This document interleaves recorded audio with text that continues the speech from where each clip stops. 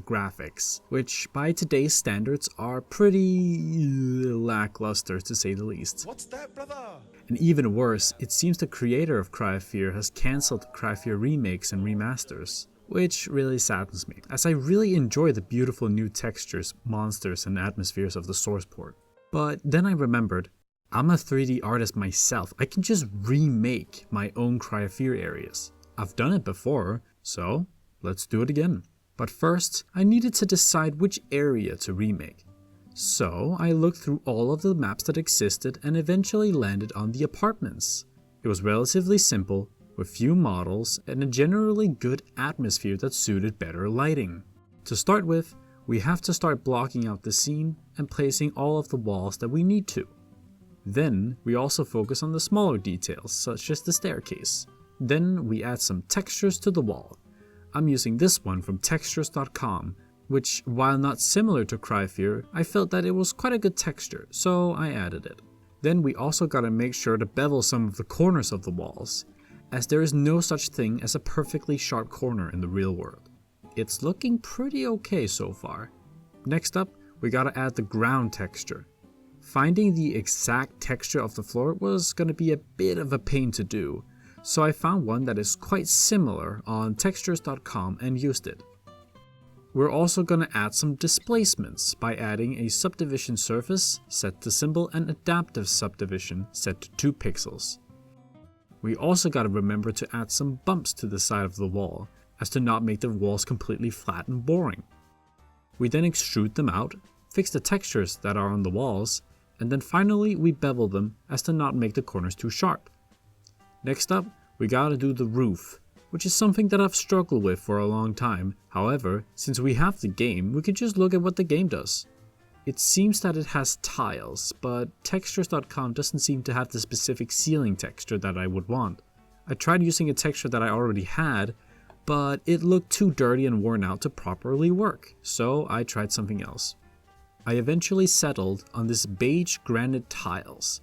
Even though granite is not typically used for the roof, I didn't really care, as it was still a tile and it's hardly noticeable. Of course, we also have to enable displacements here and set it to something reasonable, but that requires just messing around and seeing what fits. For the end of the hallway, we needed a door, but it wasn't any random kind of door.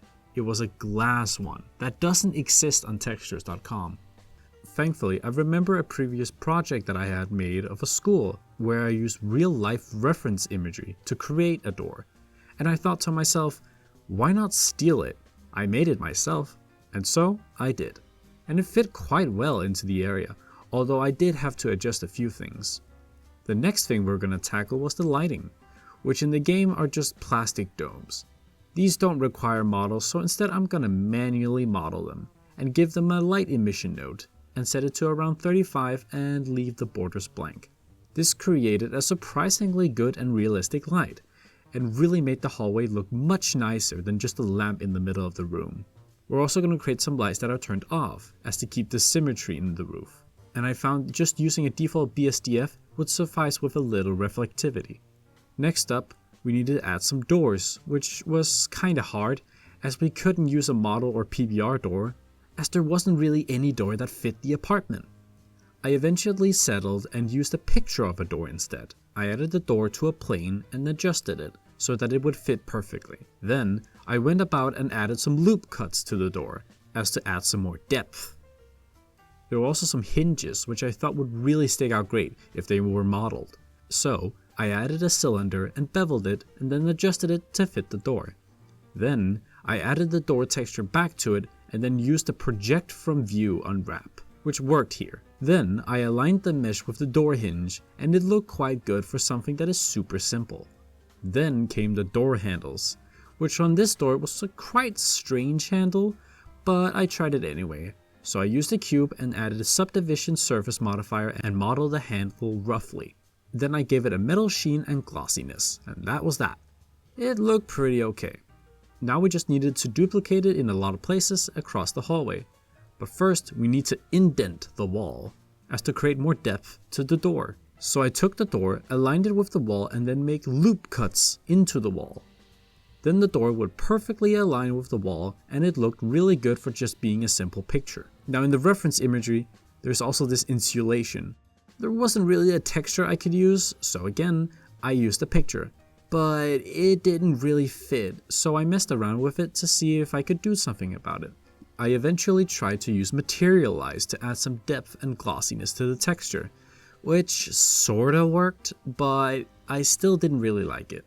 Either way, it was just okay, and I decided to just leave it in, as it didn't really make a difference towards the final image. Next up, we gotta dirty up the apartment. We start by adding a bunch of graffiti to the wall, as it also exists in the game, and it felt quite fitting for a rundown apartment. I also added some additional details like a no smoking sign, which I thought looked really nice, so I plastered it throughout the level. Even though the wall texture was very good, having it repeated was a little obvious, so I decided to add some variation to the wall by darkening certain parts with a noise texture.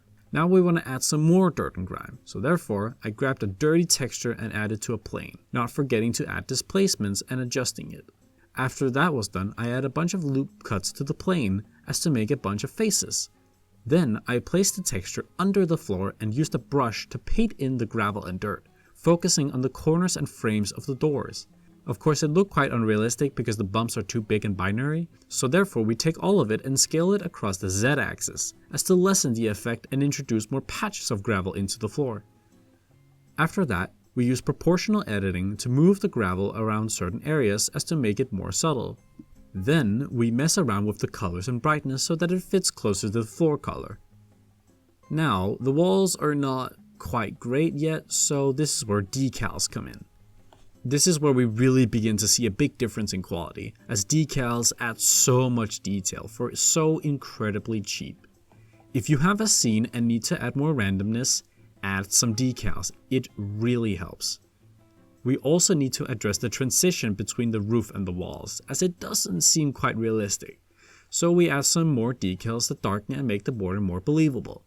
This really improves the render a bunch.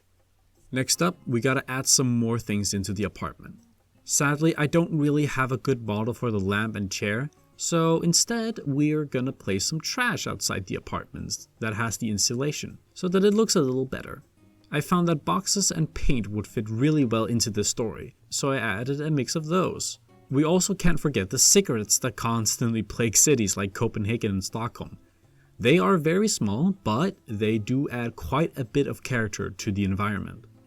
I also found this small piece of paper and thought it would fit really well, since there's also that piece of paper in the game that talks about the guy on the 4th floor.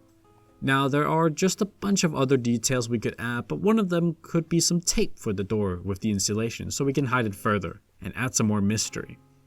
Add even more trash and stuff to the apartment to sell the dread and disgustingness. Throw in a mask to keep up with the current times, because why not? It's looking pretty good now. I think I'm gonna stop here, but first we gotta add some effects to it. So we add glare node along with a lens distortion to add some chromatic aberration and glare around the bright parts of the image. But this isn't quite enough, so I'm gonna open up Lightroom and add some additional effects. I have noticed in some reference imagery that very bright lights tend to be a bit cooler than the rest of the image, so I selected the brightest part of the image and then turned them a bit blue. Then comes my favorite setting, noise reduction. Even though there is no noise in the image, I still like to add some denoising, as it makes the image much less sharp, so that we mimic the feel of a phone camera. I also really like making the highlights clip a lot faster than they should, as phone cameras tend to do this pretty badly. And now we are done. The image looks pretty decent for something that I whipped up in 3 hours. Here is the before and after. That's it for this video. I hope you liked it, and remember to smash that like button or whatever YouTubers do these days. I don't know, honestly.